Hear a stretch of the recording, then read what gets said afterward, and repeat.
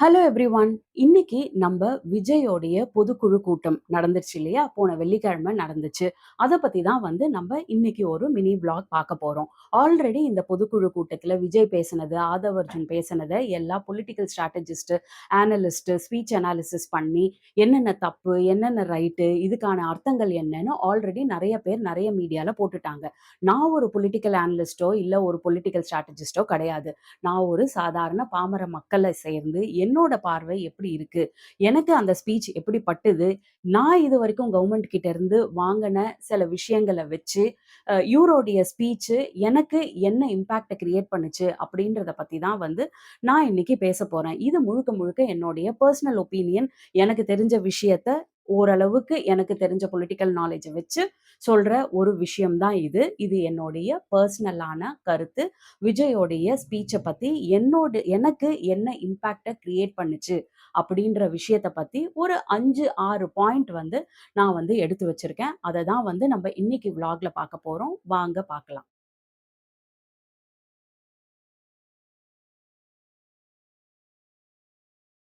நான் சொன்ன மாதிரி விஜயோடைய பொதுக்குழு கூட்டம் போன வெள்ளிக்கிழமை நடந்துச்சு. அ பயங்கர ஆவேசமா, பயங்கரமா ஒரு உணர்ச்சி பொங்க விஜய் இதுல பேசினாரு. அவரு முதல் முதல் அவருடைய அரசியல் பேச்ச ஆரம்பிக்கும்போது, நான் மத்த அரசியல்வாதி மாதிரி இந்த மாதிரிலாம் நான் பேச மாட்டேன். நான் எதுக்கு இந்த மேடையில ஏஞ்சி எல்லாரும் கத்தி, இப்படியெல்லாம் ஏன் பேசுறாங்க? ஏன் ஒரு சட்டிலா, ஜென்டிலா பேச முடியாதா? அப்படிலாம் கேட்டவர் தான். பட் இப்ப அவரே கத்தி, கூச்சலிட்டு, உணர்ச்சி பொங்க இப்படியெல்லாம் பேசுறத நான் பார்த்தேன். இது நேச்சுரலான விஷயம் தான். அவர் ஃபர்ஸ்ட்டு சொல்லும்போது எனக்கு நிஜமாலுமே சிரிப்பு தான் வந்துச்சு. ஏன்னா, மக்களுக்கு ஒரு விஷயத்த நீங்க கடத்தணும். அதுவும் கோடான கோடி பேருக்கு நீங்க ஒரு விஷயத்த கடத்தணும் அப்படின்னா, உணர்ச்சி பொங்க பேசி தான் ஆகணும். நீங்க ஜென்டிலா, சட்டிலா பேசிட்டு போயிட்டீங்க அப்படின்னா, ஒரு விஷயத்த நீங்க கோடான கோடி பேருக்கு கடத்த முடியாது. அந்த வகையில ஓகே தான். நீங்க ஏற்கனவே சொன்னதுக்கு மாறா இப்ப நடந்தா கூட ஓகே தான். ஒரு உணர்ச்சி பொங்க பேசுனீங்க. ஏற்கனவே எல்லாரும் சொன்ன ஃபீட்பேக்க கேட்டு, பேரை குறிப்பிட்டு இவங்க தான் என்னுடைய எதிரி. இவங்கள தான் நான் எதிர்க்கிறேன் அப்படின்னு சொல்லியிருக்கீங்க. இதெல்லாம் ரொம்ப ரொம்ப நல்ல விஷயம். உன்னொன்னு என்ன பார்க்கணும் அப்படின்னா, இதுவரைக்கும் நீங்க விஜய் பேசினதுல பார்த்தீங்கன்னா, கிட்டத்தட்ட ஒரு 5 மேடை பேச்சு அவரு பேசியிருக்கிறாரு. அந்த 5ல பார்த்தீங்கன்னா, ஸ்டார்ட்டிங் 45 நிமிஷம் பேசினாரு. அதுக்கப்புறம் 1/2 ஹவர் ஆச்சு, 20 நிமிஷம் ஆச்சு. இப்ப இது 5வது மேடை. இத பேசம்போது அவரு 15 நிமிஷம் தான் பேசியிருக்காரு. But that's fine. 15 நிமிஷம் பேசுறது ஓகே தான். ஆனா அந்த 15 நிமிஷம் இம்பாக்ட்ஃபுல்லா இருந்ததா? மீனிங்ஃபுல்லா இருந்ததா? அப்படின்றது தான் நம்மளோட கேள்வி.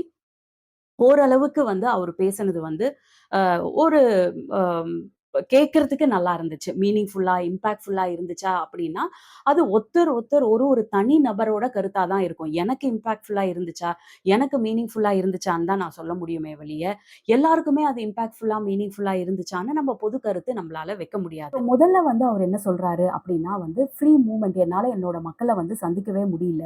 அதுக்கு இந்த கவர்மெண்ட்டும், இந்த போலீஸும் தடையா இருக்கிறாங்க அப்படின்றத அவரு சொல்றாரு. யார் தடையா இருக்கிறா? யாராவது உங்கள முட்டுக்கட்டை போடுறாங்களா? அ இந்த அது ஒரு கவர்ன்மெண்ட் புரோட்டோகால். ஒரு போலீஸோட ஒரு புரோட்டோகால். நீங்க ஒரு பொது இடத்துல நீங்க வரீங்க, ஒரு கூட்டம் போடுறீங்க அப்படின்னா, அதுக்குன்னு சில புரோட்டோகால் இருக்கு. அதுக்குன்னு சில சேஃப்டி பிரிகாஷன்ஸ் இருக்கு. நீங்க ஒரு லீடிங் ஆக்டர். அது உங்களுக்கும் தெரியும், எல்லாருக்கும் தெரியும். நீங்க லீடிங்கா இருக்கிறதுனால தான் உங்களுக்கு இவ்ளோ ஃபாலோவர்ஸ் இருக்கிறதுனால தான் நீங்க இன்னைக்கு அரசியலுக்கே வரீங்க. அப்ப நீங்க ஒரு பொது இடத்துக்கு வரும்போது, அது எவ்ளோ சிக்கல உருவாக்கும் அப்படின்றது எல்லாருக்குமே தெரியும்.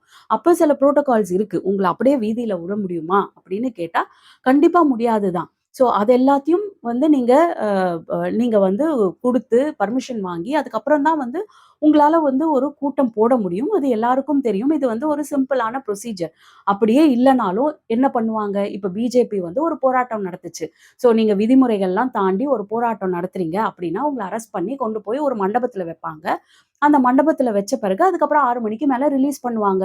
இல்லன்னா நீங்க அதுக்கு தயாரா இருக்கணும். சரி, ஓகே. ஒரு கூட்டம் இதுக்கு தான் போலீஸ் தடை போடுது.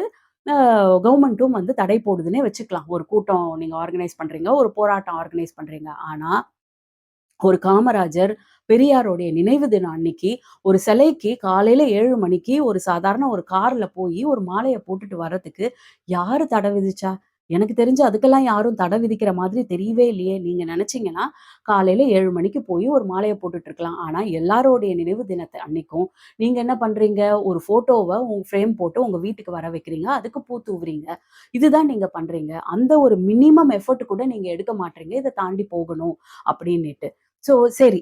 அப்படியே நீங்க சொல்றதையே நான் நம்புறேன். கண்டிப்பா உங்களுக்கு பயங்கர கடுமையான தடை போடுறாங்க. போலீஸ் உங்கள அலோவ் பண்றதில்ல. இப்ப இருக்கிற ஆட்சியாளர்கள் யாரும் உங்கள வீட்ட தாண்டி வெளியில வர விட மாட்றாங்க. அப்படின்னே நம்புவோம். இந்த ஒரு சாதாரண தடையே உங்களால தாங்க முடியலன்னா, இதையே நீங்க ரொம்ப ஒரு பெருமூச்சோட வெளியில சொல்றீங்க, கதர்றீங்க அப்படின்னா, நாளைக்கு பெரிய பெரிய பல தடைகள் வரும்போது, இந்த ஸ்டேட்டையே உங்க கையில ஒப்படைக்கும்போது பெரிய தடைகள் வரும். அதெல்லாம் எப்படி சமாளிக்க போறீங்க? இதையே நீங்க புலம்பும்போது உங்க மேல எப்படி ஒரு நம்பிக்கை வரும்? அடுத்து நீங்க பேசுனது இந்த வாரிசு அரசியல பத்தி. வாரிசு அரசியல், இந்த மன்னர் ஆட்சி இத பத்தியெல்லாம் அந்த மேடையில இருக்கிற ஒருவரும் பயங்கரமா பேசிட்டாங்க. மன்னர் ஆட்சி அப்படின்னா என்னன்னு நீங்க புரிஞ்சுக்கணும் அப்படின்னா, உங்களுடைய கொள்கை தலைவர்கள் இருக்காங்க இல்லையா? வேலு நாச்சியார் அவங்கள பத்தி தான் நீங்க படைக்கணும் நீங்க படிக்கணும். வேலு நாச்சியார் அவர்கள் தான் மன்னர் ஆட்சிக்காக போராட்டம் பண்ணி, அதாவது அவங்க கணவர் இறந்துட்டாரு. கணவர் இறந்துட்டாங்க அப்படின்னா, ஒரு ஆண் வாரிசு வேணும். அந்த அந்த நாட்டை நிர்வகிக்கிறதுக்கு. அப்படி இல்லன்னா பிரிட்டிஷ் ரூல் எடுத்துக்குவாங்க. அதை எதிர்த்து போராட்டம் பண்ணி, மன்னராட்சி அமைச்சு, அவங்களுடைய வாரிசான அவங்களுடைய பெண்ண ரூல் பண்ண வச்சாங்க. அவங்களுடைய பொண்ண ரூல் பண்ண வச்சாங்க. அதுக்கு பேரு தான் வாரிசு அரசியல். ஒரு எலக்ஷன் நடக்கிற ஒரு டெமோக்ராட்டிக்கான கண்ட்ரில, ஒரு டெமோக்ராட்டிக்கான ஸ்டேட்ல எவ்ரி 5 இயர்ஸ் ஒரு எலக்ஷன வச்சு, அந்த எலக்ஷன்ல எல்லாரும் நிக்க வச்சு, ஒரு டெமோக்ராட்டிக் முறையில மக்கள் ஓட்டு பதிஞ்சு வரத்துக்கு பேர், ஒரு லீடரா வரத்துக்கு பேர் என்னைக்காவது மன்னராட்சி அப்படின்னு சொல்ல முடியுமா? அப்படின்றது எனக்கு தெரியல. அப்படி பார்த்தோம் அப்படின்னா, உங்கள கூட எல்லாருமே வாரிசு நடிகர் அப்படின்னு சொல்லலாம். என்னாலயும் வாரிசு நடிகர் தான் நீங்க. ஏன்னா, உங்க அப்பா இல்லன்னா உங்களால வர முடியுமா? அ நீங்க உங்கள வச்சு உங்க அப்பா தான் இனிஷியலா நெறைய பணம் போட்டு படம் எடுத்தாரு. அதுக்கப்புறம் நெறைய லாபி பண்ணி நல்ல நல்ல ஸ்கிரிப்ட்ஸ கொண்டு வந்தாரு. அவரு இருக்கிறதால தான் நெறைய பேர் நம்பிக்கையின் பேர்ல உங்களுக்கு பணம் படம் குடுத்தாங்க. அவரு ஒரு பெரிய டைரக்டர் அப்படின்றதுனால தான் விஜயகாந்த் அவரோட படத்துல உங்கள இன்ட்ரோடியூஸ் பண்ண முடிஞ்சுச்சு. இதெல்லாம் நீங்க வாரிசா இருக்கிறதுனால தானே முடிஞ்சுச்சு. வாரிசா இருக்கிறதுனால தான் நீங்க ஒரு பெரிய ஆக்டர் ஆனீங்கன்னு நான் சொல்ல முடியுமா? கண்டிப்பா நான் சொல்ல மாட்டேன். ஏன்னா உங்கள மாதிரியான ஒரு ஒரு சிந்தனையோ, ஒரு மனப்பான்மையோ கொண்ட ஆள் நான் கிடையாது. நீங்க இன்னைக்கு பெரிய ஆளா இருக்கீங்க அப்படின்னா, அதுக்கு உங்களோட உழைப்பு, உங்களோட திறமை, உங்களுடைய விடாமுயற்சி இதெல்லாம் தான் காரணம். ஏன் எத்தனையோ ஆக்டர்ஸ் அவங்களுடைய பசங்கள முன்னிறுத்துனாங்க. இப்ப பாரதி ராஜாவுடைய மனோஜ போல, பிரபுவோடைய விக்ரம் பிரபுவோடைய போல, விக்ரமோடைய பையன போல இவங்க எத்தனையோ பேர முன்னிறுத்தியிருக்காங்க. ஆனா, இவங்க எல்லாராலயும் பெரிய ஹீரோவா வர முடிஞ்சுச்சா? வர முடியல. உங்ககிட்ட இருக்கிற திறமை, உங்ககிட்ட இருக்கிற முயற்சியால, உங்ககிட்ட ஏதோ ஒரு கடுமையான ஒரு உழைப்பு இருக்கிறதுனால, உங்களால இன்னைக்கு ஒரு பெரிய ஹீரோவா ஒரு 300,00,00,000 சம்பளம் வாங்கி, ஒரு ஒரு கிட்டத்தட்ட 1,00,00,000 அளவுல ஃபாலோவர்ஸ வச்சிருக்கிற ஒரு பெரிய நடிகரா உங்களால வர முடிஞ்சுச்சு. ஏன் நம்ப அரசியல் சூழல்ல கூட கலைஞருடைய மகனா இருக்கிற அழகிரி கூட எவ்வளவோ போட்டியிட்டாரு, ஒரு தலைவரா ஆகணும் அப்டின்னுட்டு. வி.எம்.கே. ராமதாஸோடைய பையன், அ இவருடைய விஜயகாந்தோடைய பையன், எத்தனையோ பேருடைய பசங்க முன்னிலைப்படுத்தப்படுறாங்க. ஏன் ஓபிஎஸ் உடைய பையன் இவங்களாலலாம் பெரிய தலைவரா ஆயிட முடியுதா? எல்லாருடைய வாரிசுகளும் சினிமாவிலயும் வராங்க. எல்லாருடைய வாரிசுகளும் அரசியல்லயும் வராங்க. ஆனா, ஒரு சில பேரால மட்டும் தான் அந்த அந்த ஒரு நிலைக்கு, ஒரு தலைவர் அப்படின்ற ஒரு நிலைக்கு, ஒரு கவர்மெண்ட்ட அமைக்கக்கூடிய ஒரு நிலைக்கு ஏன் போக முடியுது? அப்படின்னா, ஏதோ ஒரு விஷயம் அவங்க மக்களுக்காக செஞ்சிருக்காங்க. ஏதோ ஒரு கனெக்ட் அவங்களுக்கு மக்களோட இருக்கிறதுனால மட்டும் தான் வருதே ஒழிய, வெறும் அவங்க இன்னாருடைய பையன் அப்படின்றதுனால, மேபி வேணா இனிஷியலா ஒரு பெர்க் அவங்களுக்கு இருக்கலாம். ஒரு சில பெனிஃபிட்ஸ் அவங்களுக்கு இருக்கலாம். ஆனா, அந்த பெனிஃபிட்ட மட்டுமே வச்சுக்கிட்டு, ஒருத்தரால வந்து ஒரு தலைவரா, ஒரு லீடரா கண்டிப்பா ஆயிடவே முடியாது. அப்படின்றதெல்லாம் வந்து நான் வந்து தீர்க்கமா நம்புறேன்.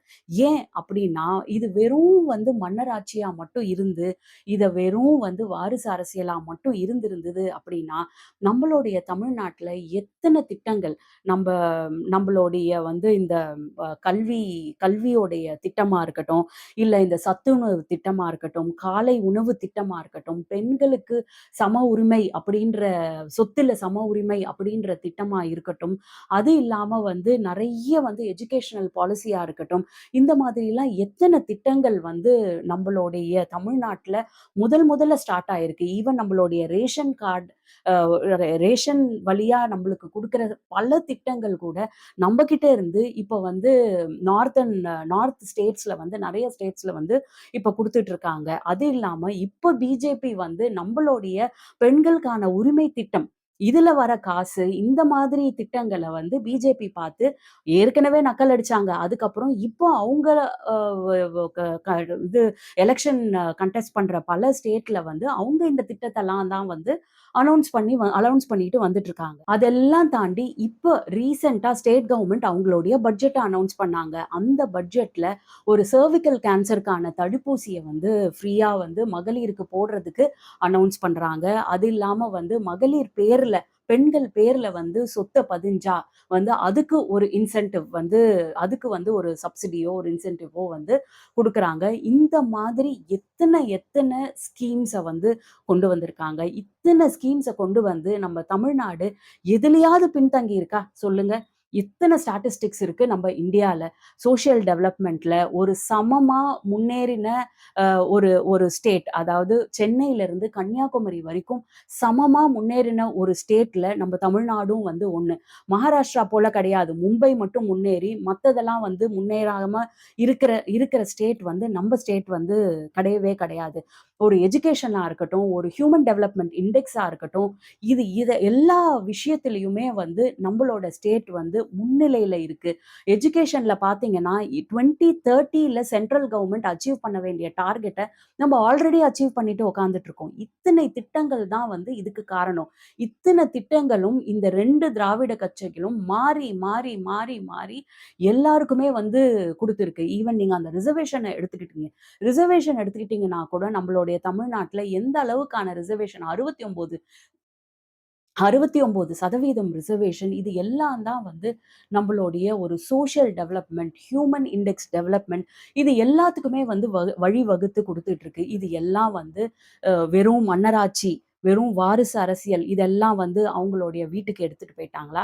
இதனால இந்த ஸ்கீம் எல்லாம் குடுக்கறதுனால அவங்களுடைய வீட்டுக்கு ஏதாவது ஒரு நன்மை இருந்துட்டு இருந்ததா? இத்தனைக்கும் நீங்க சொல்ல பார்த்தீங்கன்னா, இந்த சர்விக்கல் கேன்சருக்கு போடுற ஒரு வேக்சைன்க்கு பல லட்சம் வந்து கவர்மெண்ட் வந்து இதுக்கு செலவு பண்ண போகுது. ஆனா, இதனால எந்த ஒரு வேர்ட் கன்வர்ஷனும் வரவே போறதில்ல அப்படின்னு தெரிஞ்சு வந்து இந்த ஸ்கீம வந்து குடுக்குறாங்க. இதுவரைக்கும் நம்ம இந்தியால எந்த ஒரு ஸ்டேட்லயும் இந்த ஒரு வேக்சின இதுவரைக்கும் ஃப்ரீயா கவர்மெண்ட் இன்ட்ரோடியூஸ் பண்ணல அப்படின்னு வந்து சொல்லப்படுது. ஸோ இந்த மாதிரி இந்த ஒரு ஸ்கீம் மட்டும் சொல்ல. இந்த மாதிரி பல ஸ்கீம் வந்து நம்மளுடைய தமிழ்நாடு முன்னோடியா இருந்திருக்கு. எல்லாருக்குமே எக்ஸாம்பிளா இருந்திருக்கு. இன்னைக்கு வரைக்கும் வந்து பல ஸ்டேட் இங்க இருக்கிற ஸ்கீம்ஸ படிச்சு அவங்களுடைய எலக்ஷன் கேம்பெயின்ல சேர்த்துட்டு இருக்காங்க. இந்த மாதிரி ஒரு ஸ்கீம் எல்லாம் வந்து இருக்கிற இடத்துல, நீங்க வெறும் இந்த மன்னர் ஆட்சி, வெறும் இந்த வாரிசு அரசியல மட்டும் பேசுறது எனக்கு வந்து கரெக்ட்டாவே படல. அடுத்து முக்கியமான விஷயம் நம்ம பேசணும் அப்படின்னு பார்த்தீங்கன்னா, இந்த பெண்கள் உடைய பாதுகாப்பு. இத வந்து விஜய் வந்து அ ரொம்ப நெறையாவே இத பத்தி சொல்றாரு. ஒரு அண்ணனா நான் வந்து ஏன்னா வந்து வுமன்ஸ் டே அன்னைக்கும் வந்து இந்த மாதிரி வந்து ஒரு ஒரு விஷயத்த பத்தி அவரு பேசியிருந்தாரு.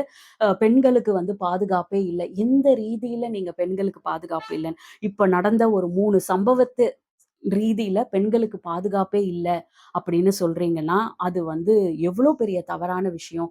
ஈவன் வந்து சென்ட்ரல் கவர்ன்மென்ட்டே அவங்களுடைய ரிப்போர்ட்ல வந்து சொல்லியிருக்காங்க. அவங்களுடைய ரிப்போர்ட்ல எது வந்து சேஃபஸ்ட் ஸ்டேட் அப்படின்னு ஒரு 10 ஸ்டேட்ல தமிழ்நாடு தமிழ்நாடு சேர்ந்த சிட்டீஸ் தமிழ்நாடு சேர்ந்த டவுன்ஸ் தான் வந்து டாப் 5 லிஸ்ட்ல வந்து சேஃபஸ்ட் ஸ்டேட்ல வந்து இருக்கு. இது வந்து சென்ட்ரல் கவர்ன்மெண்ட் ரிலீஸ் பண்ண ஒரு ரிப்போர்ட்ல இருக்கு.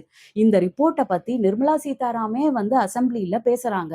ஸோ அந்த மாதிரி இருக்கும்போது, நீங்க வந்து இது வந்து பெண்களுக்கு வந்து கொஞ்சம் கூட வந்து சேஃப்டியே இல்ல அப்படின்றது வந்து எந்த ஒரு ரிப்போர்ட், எந்த ஒரு தகவலின் அடிப்படையில வந்து நீங்க இத பேசுறீங்க? அப்படின்றது வந்து புரியவே இல்ல. சரி ஓகே. அத நம்ம ஏத்துக்குவோம். இப்ப நடந்த சம்பவத்தெல்லாம் வச்சு நீங்க வந்து பெண்களுக்கு உரிமையே இல்ல. அவங்கலாம் ரோட்லயே நடக்க முடியல. ரோட்ல ஒரு 9 மணிக்கு மேல வீட்ட விட்டு வெளிய போக முடியல பெண்கள். அப்படின்னு நீங்க சொல்றீங்க. அண்ணன் நான் தான் வந்து உங்களலாம் காப்பாத்த போறேன் அப்படின்னு நீங்க சொல்றீங்க. நான் ஏத்துக்கிறேன். ஓகே. இப்ப இருக்கிற கவர்ன்மெண்ட் எதுவுமே செய்யல. நீங்க தான் அண்ணன் தான் வந்து காப்பாத்த போறேன் அப்படின்னு நான் எடுத்துக்கிட்டா கூட, இதுவரைக்கும் நீங்க வந்து உங்கள எப்படி நம்புறது? இப்போ ஒரு அண்ணனா நீங்க என்ன காப்பாத்துவீங்க அப்படின்னா, நீங்க இதுக்கு முன்னாடி நீங்க ஏதாவது ஒண்ணு செஞ்சிருக்கணும் இல்லையா? அப்பதான் உங்க மேல எனக்கு ஒரு நம்பிக்கை வரும். ஓகே, இவரு இவ்ளோ செஞ்சிருக்காரு. இந்த அண்ணன் என்ன காப்பாத்துவாரு. அப்படின்னு எப்படி நம்பிக்கை வரும்? உங்களுடைய துறையிலே மீ டூ அப்படின்னு ஒரு பெரிய மூவ்மெண்ட் நடந்தது. பல பெண்கள் பேசினாங்க, பல விஷயத்த பத்தி. அது உங்களோட துறைக்குள்ள. ஏதாவது ஒண்ணு உங்களால பண்ண முடிஞ்சுச்சா? இல்ல ஏதாவது அவங்களுக்காக சப்போர்ட் பண்ணீங்கன்னா, இல்ல அந்த பெண்களுக்காக நீங்க வந்து ஏதாவது ஒரு பாலிசி வைஸ் வந்து நம்ப வந்து நம்பளோட துறையில இதெல்லாம் நம்ப கண்டிப்பா பண்ணணும் அப்படின்னு ஏதாவது ஒரு வழி வகுத்தீங்களா? இதெல்லாம் ஏதாவது ஒண்ணு பண்ணீங்களா? இதெல்லாம் உங்க துறையிலே நடக்குதுங்க. உங்க துறையில நடக்கிற ஒரு பிரச்சனை, உங்க துறையில இருக்கிற சில பெண்கள், அவங்க போர்க்கொடி தூக்குன சில விஷயத்துக்கே நீங்க ஒரு கருத்து கூட வெளியில சொல்லவே கிடையாது. அது சரி. அதெல்லாம் கூட விட்டுருங்க. யாரோ ஒரு பெண்கள் உங்களோட துறை தான். ஆனா உங்களுக்கு தெரியாது. அதனால வந்து நீங்க வந்து இதுக்கு வந்து ஒண்ணும் சொல்ல முடியல. உங்களுடைய ரொம்ப ரொம்ப ஒரு க்ளோஸ் தோழி, இப்ப கூட நீங்க சார்ட்டர் ஃப்ளைட்ல போனீங்க இல்லையா? அந்த க்ளோஸ் தோழிய கொஞ்ச நாளைக்கு முன்னாடி இந்த எம்.எல்.ஏவெல்லாம் வந்து ஒரு ரெசார்ட்ல போட்டு அடைச்சு வச்சாங்களே! அப்ப அவங்கள பத்தி ஒரு பெரிய அவதூறு பேச்சு எல்லாருமே பேசுனாங்க. அப்ப உங்களோட தோழிக்காகவாவது நீங்க ஏதாவது ஒரு குரல நீங்க உங்களால குடுக்க முடிஞ்சுச்சா? மத்தவங்களுக்கு குடுக்க முடியல. உங்களோட தோழிக்கு கூட நீங்க வந்து ஒரு சோசியலா வெளியில வந்து நிக்க முடியாத ஒரு சூழல்ல தான் நீங்க இருந்தீங்க. அவ்ளோ ஒரு ஹேண்டிகேப்ட் பெர்சனா நீங்க இருக்கும் பட்சத்துல, இதுவரைக்கும் உங்களோட துறைக்குள்ள பெண்கள் ரொம்ப மோசமா நெறைய பிரச்சனைகள சந்திக்கிற சில விஷயத்தையே உங்களால ஒண்ணுமே பண்ண முடியல அப்படின்னா, நீங்க யாரோ ஒரு பெண் சமுதாயத்துல கஷ்டப்படுறதுக்கு உங்களால வந்து என்ன நீங்க பண்ண போறீங்க? அப்படின்னு எனக்கு சத்தியமா புரியல. உங்களுடைய தோழி ஒருத்தர் கஷ்டப்படும்போதே வந்து உங்களால கை குடுத்து இந்த சமுதாயத்துல வெளியில வந்து பேச முடியாத ஒருத்தர, நான் எப்படி வந்து நம்பி வந்து இந்த ஆட்சிய உங்க கையில வந்து ஒப்படைக்க முடியும்? இதெல்லாம் தாண்டி நீங்க உங்களுடைய படத்துல பெண்கள வந்து எப்படி சித்தரிச்சிருக்கிறீங்க? அந்த காலத்துல நீங்க நான் சொல்ற பாட்ட வந்து கூகுள் பண்ணி பாருங்க. பல பேருக்கு இந்த பாட்டு தெரிஞ்சிருக்காது. ஆட்டோ ராணி அப்படின்னு ஒரு பாட்டு இருக்கு. அந்த ஆட்டோ ராணி பாட்டுலருந்து எடுத்து, அதுக்கப்புறம் நடுவுல வந்து சரக்கு வச்சிருக்கேன் அப்படின்ற மீனா பாட்டுலருந்து, இப்ப ரீசென்ட்டா த்ரிஷாவுடைய மட்ட பாட்டு வரைக்கும் நீங்க எடுத்துக்கிட்டீங்கன்னா, பெண்கள எப்படி சித்தரிச்சிருக்கீங்க? நடுவுல ஒரு பொண்ணு ஆடுவா. அத சுத்தி ஒரு 1000 ஆண்கள் வந்து அந்த பொண்ண சுத்தி ஆடுறாங்க. இதுதான் வந்து நீங்க வந்து உங்கள தொடர்ந்து வர இளைஞர்களுக்கு குடுக்குற அ ஒரு பாடமா? இந்த மாதிரி நீங்க நடிக்கும்போது, இந்த மாதிரி சில காட்சிகள் இருக்கும்போது, பெண்கள வந்து ஒரு போதைப் பொருளா தான் எல்லாரும் பார்ப்பாங்க. சரி நீங்க அத கூட ஒரு புறம் தள்ளி வச்சா கூட, இந்த சினிமா துறையில நீங்க சமூக கருத்துக்கள் என்ன சொல்லியிருக்கீங்க? என்ன மாதிரியான ஒரு கருத்த வந்து நீங்க வந்து அவங்களுக்கு சொல்லியிருக்கீங்க? அவங்களுக்கு நன்னடத்தை வந்து என்ன வந்து நீங்க சொல்லிக் குடுத்துருக்கீங்க? எதுவுமே இல்ல. நீங்க பார்த்தீங்க அப்படின்னா, ஆரம்ப காலத்துல எல்லாமே நீங்க வந்து அதீத கவர்ச்சி. இந்த சங்கவின்னு ஒருத்தவங்க இருப்பாங்க. அவங்க கூட தான் நெறைய படம் இனிஷியலா வந்து நடிச்சீங்க. அதுல வந்து அதீத கவர்ச்சி இருந்தது. அதுக்கப்புறம் பார்த்தீங்கன்னா, இந்த திருப்பாச்சி இந்த மாதிரி படங்கள்லாம் இதுல வந்து அதீத வன்முறை. இதுதான் இருந்துச்சு. இப்ப வர ரீசென்ட்டான படத்துல எல்லாம் அதீத போதைப் பொருள். இதுதான் வந்து இருக்கு. ஸோ இந்த மாதிரி படங்கள்ல தான் வந்து நீங்க நடிச்சிருக்கீங்க. இப்ப ஏதாவது ஒரு இளைஞனுக்கு ஒரு நன்னடத்தை சொல்ற மாதிரி வந்து ஏதாவது ஒரு படமோ, ஒரு பாட்டோ ஏதாவது ஒண்ணு இருந்திருக்கா? ஸோ இது எதுவுமே இல்லாதம்போது when you are not setting example till now till today திடீர்னு எப்படி ஒரு நாள் நீங்க வந்து ஒரு கலர் மாறி வேற மாதிரி வந்து வந்துட முடியும். சரி ஓகே. நெறைய படங்கள் இதெல்லாம் வந்து நீங்க முன்னாடி நடிச்சுட்டீங்க. அப்பல்லாம் வந்து உங்களுக்கு இந்த சமூகத்தின் பேர்ல வந்து ஒரு பெரிய சிந்தனை இல்ல. நான் முன்னேறணும்னு நெனச்சேன், நான் நடிச்சேன். ஓகே. அதுவரைக்கும் ஒத்துக்கிறேன். பட் நீங்க ஒரு சூப்பர் ஸ்டார் இல்ல, நீங்க ஒரு சூப்பர் ஹீரோவா, ஒரு ஒரு பிரெடாமினன்ட் ஹீரோவா, இவ்ளோ ஃபேன் ஃபாலோயிங் இருக்கிற ஹீரோவா நீங்க வளர்ந்த பிறகு, நீங்க வந்து ஒரு படம் நடிக்கிறீங்க. நீங்க தான் வந்து இப்போ 300 கோடி சம்பளம் வாங்குறீங்க. இத்தன பேரு உங்கள ஃபாலோ பண்றாங்க. உங்கள தெய்வமா ரசிக்கிறாங்க. அப்படி ஒரு படம் அப்படி ஒரு ஒரு ஒரு சூழல் வந்த பிறகு, தி என்டயர் இண்டஸ்ட்ரிய உங்களால கண்ட்ரோல் பண்ண முடியும். அந்த மாதிரி ஒரு நிலைமைக்கு நீங்க வந்த பிறகு கூட, எங்க அம்மா வந்து ஒரு வாத்தியார். நீங்க வந்து ஒரு படத்துல வந்து நீங்க வந்து வாத்தியாரா நடிக்கிறீங்க. ஆனா, அந்த வாத்தியாரா நடிக்கும்போதே இன்ட்ரோடக்ஷன் ஷாட் வந்து தண்ணி அடிச்சுட்டு நடு ரோட்ல படுத்துட்டு இருக்கிறது தான் வந்து இன்ட்ரோடக்டரி ஷாட். வாத்தியார் வந்து நொடிக்கு நொடி தண்ணி எடுத்து அடிச்சுக்கிட்டே இருக்கிறார். இதுதான் வந்து வாத்தியார சித்தரிக்கிற ஒரு முறையா? ஏன் வந்து இவ்ளோ ஒரு லீடிங் ஆக்டரா இருக்கீங்க. ஒரு டைரக்டர் கிட்ட சொல்லி, உங்களால ஏன் ஏன் ஏன்பா என்ன வேணா பண்ணலாம். ஆனா இந்த தண்ணி அடிக்கிற ஷாட் வேண்டாம். அப்படின்னு உங்களால சொல்ல முடியாதா? இப்ப ரீசென்ட்டா நடிச்ச ஒரு படத்துல வந்து ஒரு வாக்கியம் வருது. "அண்டாவ கொண்டா சியர்ஸ் அடிக்க" அப்படின்னு ஒரு வாக்கியம் இருக்கு. அந்த வாக்கியத்த தவிர்க்க சொல்லி உங்களால சொல்ல முடியாதா? அந்த கண்ட்ரோல், அந்த மினிமம் கண்ட்ரோல் கூட உங்களுக்கு வந்து உங்களுடைய படத்தின் பேர் இல்லையா? இல்ல அந்த மினிமமான ஒரு உணர்வு, நம்பள ஃபாலோ பண்ற நம்ப இளைஞர்கள் வந்து இத ஃபாலோ பண்ணக்கூடாதுன்ற மினிமம் உணர்வு கூட வந்து இல்லையா? ஈவன் அந்த வார்த்தைய கூட உட்டுடலாம். ஓகேவா? அந்த அண்டாவ கொண்டா சியர்ஸ் அடிக்க. அது அது ஏன் என் மனசுல வந்து இவ்ளோ ஆழமா பதிஞ்சிருக்கு அப்டின்னா, நீங்க வந்து இன்ஸ்டால வந்து இந்த வார்த்தைய மட்டும் தான் வந்து ப்ரமோட் பண்ணாங்க. இன்ஸ்டால வந்து சில வரிகள மட்டும் தான் என்னைக்குமே ப்ரமோட் பண்ணுவாங்க. அப்ப இன்ஸ்டால இந்த சில வரிகள மட்டும் தான் வந்து ப்ரமோட் பண்ணாங்க. இந்த "அண்டாவ கொண்டா சியர்ஸ் அடிக்க" அப்படின்ற வரிகள தான் வந்து அவங்க ப்ரமோட் பண்ணாங்க. அத கூட தள்ளி வைப்போம். ஆனா இந்த பாட்டுல அவரு வந்து ஆடுறதுக்கு ஒரு ஒரு இன்ட்ரோ இருக்கும். அந்த இன்ட்ரோல அவரு ஃபர்ஸ்ட்டு ஒரு 4 வரி டான்ஸ் ஆடுறதே வந்து வாயில தம்மு வச்சுக்கிட்டு தான் ஆடுறாரு. இதெல்லாம் எப்போ வருது அப்படின்னா, நீங்க வந்து அரசியலுக்குள்ள வரப்போறேன் அப்படின்னு நீங்க ஒரு உணர்தல் இருப்பீங்க இல்லையா? அதுக்கப்புறம் வர படங்கள்ல கூட உங்களால மாடரேட் பண்ணி, உங்களால கண்ட்ரோல் பண்ணி, இது மாதிரி ஒரு லிரிக் வேண்டாம். இந்த மாதிரி சில சீன்ஸ் வேண்டான்னு உங்களால சொல்ல முடியல. ஸோ, அந்த ஒரு மினிமம் கண்ட்ரோலே உங்களோட துறையிலே பண்ண முடியாத ஒருத்தரு, எப்படி வந்து ஒரு அரசியல் தளத்தில வந்து எல்லாரையும் கண்ட்ரோல் பண்ணி, ஒரு ஸ்டேட்ட எப்படி கட்டுக்கோப்பா நடத்த முடியும்? அப்படின்றது வந்து எனக்கு நிஜமா தெரியலைங்கண்ணா. அடுத்து முக்கியமான விஷயம் சொல்லணும் அப்படின்னா, அதுதான் அவருடைய ப்ரிடாமினன்ட் வந்து குற்றச்சாட்டா இருக்கு. அது வந்து ஊழல். ஊழல் பத்தி தான் வந்து அவருடைய ப்ரிடாமினன்ட் குற்றச்சாட்டு. எல்லாரும் ஊழல் பண்றாங்க. இப்போ இருக்கிற குடும்பம் வந்து சம்பாரிச்சுக்கிட்டு போகுது. இதெல்லாம் சொல்றாரு. கரெக்ட் தான். எல்லாருமே ஊழல் பண்றாங்க. ஏடிஎம்கேவும் ஊழல் பண்றாங்க. டிஎம்கேவும் ஊழல் பண்றாங்க. பிஜேபியும் ஊழல் பண்றாங்க. எல்லாருமே ஊழல் பண்றாங்க தான். உங்களுடைய பணம் வந்து எங்கேருந்து வருது? ஆதவ நீங்க இன்னைக்கு ஊழல் பண்றாங்கன்னு குற்றச்சாட்டு பண்றீங்களே, பிஜேபியும் சென்ட்ரல்ல பிஜேபியும், ஸ்டேட் கவர்ன்மென்ட்ல டிஎம்கேவையும் நீங்க இன்னைக்கு குற்றம் சாட்டுறீங்க இல்லையா? ஊழல் பண்றாங்க அப்படின்னு. இந்த கட்சிய வளர்த்தது யார்? 500 கோடி டிஎம்கேக்கும், 1000 கோடி பிஜேபிக்கும் குடுத்தது வந்து யார்? உங்களுடைய ஆதவ் அர்ஜுன், உங்க பக்கத்துல ஆதவ் அர்ஜுன் இருக்காரு இல்லையா? அவருடைய மாமனார் தான் வந்து இதுக்கு டிஎம்கேக்கு 500 கோடியும், பிஜேபிக்கு 1000 கோடியும் வந்து குடுத்திருக்கிறாங்க. அந்த பணம் வந்து என்ன பணம்? சரி, நீங்க வந்து ஒரு படம் நடிக்கிறீங்க. அதோடைய ஒரு ஃபர்ஸ்ட்டு ஷோ வந்து ரூ. 3000 விக்கிறாங்க. அது வந்து என்ன பணம்? சரி, நீங்க ஏதோ ஒரு ரோல்ஸ் ராய்ஸி கார் வாங்குறீங்க. அதுக்கு முழுசா கூட உங்களால டாக்ஸ் கட்டி அந்த கார வந்து உங்களால இம்போர்ட் பண்ண முடியல. இதெல்லாம் வந்து என்ன? நீங்களும் ரொம்ப நியாயமா தான் நடந்துகிட்டு இருக்கீங்களா? நீங்க நியாயமா நடந்துக்கிட்டா தான் வந்து இன்னொருத்தர் மேல உங்களால குற்றம் சாட்ட முடியும். உங்களுடைய ஃபவுண்டேஷனே இப்படி ஊசலாடிக்கிட்டு இருக்கும்போது, இப்போ இன்னைக்கு நெறைய வந்து வீடியோக்கள் வருது. நாங்க வந்து இது கட்சியில வந்து பதவிகள் குடுக்கும்போது எல்லாரும் வந்து எங்ககிட்ட 25,00,000 கேட்கறாங்க, 10,00,000 கேட்கறாங்க. இன்னைக்கு தொடங்குன ஒரு கட்சிக்கு சாதாரண ஒரு பொறுப்பு போடுறதுக்கே வந்து இது இவ்ளோ ஊழல் நடக்கிறதா வந்து வீடியோ ரிலீஸ் பண்றாங்க எல்லாருமே, பேசுறாங்க. அப்படி அப்படி ஒரு விஷயத்த உங்களுக்குள்ளயே வச்சுக்கிட்டு, எப்படி உங்களால இன்னொருத்தவங்கள வந்து குற்றம் சாட்ட முடியுது? அட்லீஸ்ட் நீங்க குற்றம் சாட்டுன சில பேராவது நெறைய சமூக விஷயத்த வந்து ஆல்ரெடி டெமான்ஸ்ட்ரேட் பண்ணியிருக்கிறாங்க.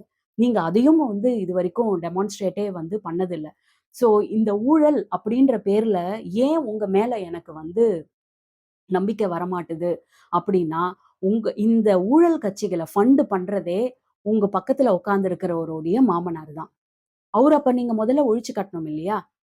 அப்ப எப்படி உங்க மேல எனக்கு நம்பிக்கை வரும்? அடுத்து இன்னொரு விஷயத்த நான் என்ன சொல்லணும் அப்படின்னு நினைக்கிறேன்னா, இந்த புகழ் பாடுதல் வந்து ஜென்ரலா நீங்க சொல்றீங்க இல்லையா? இந்த மன்னர் ஆட்சி, வாரிசு அரசியல் இதுலலாம் வந்து இந்த புகழ் பாடுதல் வந்து இருக்கும். எப்பவுமே இருக்கும். அது எங்களுக்கே தெரியும். புகழ் பாடிக்கிட்டே இருப்பாங்க. நீங்க தான் அடுத்தது அப்படின்னு சொல்லுவாங்க. ஸோ இது எதுவுமே இல்லாத வந்த உங்களுக்கு வந்து இந்த புகழ் பாடுதல்லாம் வந்து அடுத்த கூட்டத்துல இருந்து கொஞ்சம் நீங்களே நிறுத்திக்கலாம். ஆனா அத நான் வந்து விசிபிளா வந்து அந்த கூட்டத்திலே வந்து என்னால பார்க்க முடிஞ்சுச்சு. இந்த அ புசி ஆனந்தா இருக்கட்டும், இல்ல ஆதவ் அர்ஜுனா இருக்கட்டும், இந்த மாதிரி ரொம்ப கிரிஞ்சா பேசும்போது, உங்க மூஞ்சே மாறுறது வந்து எனக்கு வந்து அதுல நல்லாவே தெரியுது. உங்களுக்கே புடிக்கல அப்படின்றத, ஐ திங்க் அத அடுத்த கூட்டத்துல நீங்களே வந்து அத வந்து மாத்திடுவீங்க அப்படின்னு நெனைக்கிறேன். அது உங்களோட எக்ஸ்பிரஷன்ல இருந்தே வந்து எனக்கு புரியுது. இன்னொன்னு கடைசியா ஒரு விஷயத்த சொல்லி நான் முடிச்சுக்கணும் அப்படின்னு நெனைக்கிறேன். நீங்க வந்து பேசும்போது பெரியார புகழ்றீங்க, அண்ணாவ புகழ்றீங்க, எம்ஜிஆர புகழ்றீங்க. ஆனா, அ கலைஞர், ஸ்டாலின் அப்படின்னு வரும்போது மட்டும் நீங்க வந்து ஊழல்னு சொல்லிர்றீங்க. அது எப்படின்னு எனக்கு இன்னைக்கு வரைக்கும் புரியவே இல்ல. ஈவன் அம்மாவ கூட ரொம்ப போற்றி புகழ்ந்து பேசுறீங்க. அம்மா வந்து ஏன் வந்து வா லஞ்ச பணம் வந்து அவங்க கிட்ட இருந்ததே கிடையாதா? ஊழல் வந்து அவங்க பண்ணதே கிடையாதா? அ அம்மா வந்து ஊழல் வழக்குல சிக்கி ஏ1 கன்விக்ட்டா இருந்தாங்க. அதுக்கப்புறம் அவங்க இறந்ததின் பேர்ல தான் வந்து அவங்க பேர்ல வந்து குற்றம் இல்லைன்னு அவங்க கோர்ட் வந்து சொல்லியே ஆகணும். கோர்ட்னால கன்விக்ட் ஆன ஒருத்தர வந்து நீங்க வந்து நல்லவர் அப்படின்னு சொல்ல முடியுது. ஆனா வந்து கலைஞர் அப்படின்ற ஒருத்தர் வரும்போது மட்டும் நீங்க வந்து வேற மாதிரி பேசுறீங்க. அது வந்து இந்த லாஜிக் வந்து ஏன்னு எனக்கு தெரியுது. ஏன்னா வந்து ஏடிஎம்கே இன்னைக்கு உடையுது. ஸோ ஏடிஎம்கே உடையும்போது அந்த கட்சியில இருந்து யாராவது நமக்கு வரணும் அப்படின்னா, அம்மாவ பத்தி நீங்க வந்து குறை பேசக்கூடாது. ஸோ அதனால வந்து எனக்கு அது லாஜிக்கலா வந்து எனக்கு வந்து புரியுது. ஸோ அம்மாவையோ, இல்ல எடப்பாடியையோ நீங்க வந்து குறையா பேசுனீங்க அப்படின்னா, நாளைக்கு எடப்பாடி வந்து உங்களோட ஜாயின் பண்ணணும்னா, இல்ல அவரே ஜாயின் பண்ணல அப்படின்னா கூட ஏடிஎம்கே உடையும்போது, ஏடிஎம்கேல இருந்து சில பேர் உங்களுக்கு ஓட்டு போடணும்னா, அது உங்களுக்கு வசதியா இருக்கணும் அப்படின்றதுக்காக, அவ்ளோ பெரிய ஊழல் செஞ்சு, அவ்ளோ பெரிய கோர்ட்டுல எல்லாத்தையும் நிரூபிச்சு, கன்விக்ட் ஆயி இருந்த ஒருத்தரையே, நீங்க நல்ல லீடர், நீங்க வந்து ரொம்ப பிரமாதமான லீடர் அப்படின்னு ஒரு குறையும் சொல்லாம நீங்க ஏத்துக்கிறீங்க அப்படின்னும்போது, இதிலிருந்தே உங்க லட்சணம் வந்து நமக்கு நல்லாவே தெரியுது. ஸோ இதெல்லாம் தான் வந்து சில சில காரணங்கள். இந்த ஒரு நொடி, இந்த ஒரு நிமிடம் வரைக்கும் பார்த்தீங்க அப்படின்னா, இந்த மாதிரி நெறைய விஷயத்துல வந்து நீங்க வந்து ஒரு நம்பிக்கைய இன்னும் வந்து ஏற்படுத்தல. அதுக்காக வந்து நான் வந்து நீங்க வந்து வரவே கூடாது. நீங்க வந்து ஒரு ஆக்டர் வந்து இதுக்கு வரக்கூடாது அப்படின்ற யாரு வேணா அரசியலுக்கு வரலாம். யாரு வேணா மக்களுக்கு நல்லது பண்ணலாம். மக்களுக்கு நல்லது பண்றவங்க தான் வரணும் அப்படின்றது தான் வந்து என்னுடைய கருத்து. எல்லாருடைய கருத்தும் கூட. ஸோ உங்க மேல இதுவரைக்கும் நம்பிக்கை வராம இருக்கிறதுக்கு சில காரணங்கள் வந்து இதுதான். இந்த நொடி வரைக்கும் நீங்க வந்து ஒரு பெண்களுக்கா இருக்கட்டும், இல்ல வந்து அ ஒரு வாரிசு அரசியல் நீங்க பேசுறதா இருக்கட்டும், இதுல நெறைய முரண்பாடுகள் இருக்கு. இதுல இன்னும் நெறைய நம்பிக்கைய நீங்க விதைக்க வேண்டியதா இருக்கு. அதுக்கு வந்து நீங்க பண்ற முதல் விஷயம் இந்த எலக்ஷன்ல கன்டெஸ்ட் பண்ணி, இதுல தோத்தா கூட நீங்க அடுத்த 5 வருஷம் நீங்க என்ன பண்றீங்க? அப்படின்றத பார்த்து கண்காணிச்சு, என்னலாம் உங்களால பண்ண முடியுது? எந்த அளவுக்கு ஸ்டேபிளா உங்களால நிக்க முடியுது? ஒரு ஸ்டேட்ட காப்பாத்த முடியுது? அப்படின்றத பார்த்துட்டு, அதுக்கப்புறம் வேணா வந்து உங்களுக்கு ஓட்டு போடுறத பத்தி நாங்க வந்து யோசிக்கலாம்.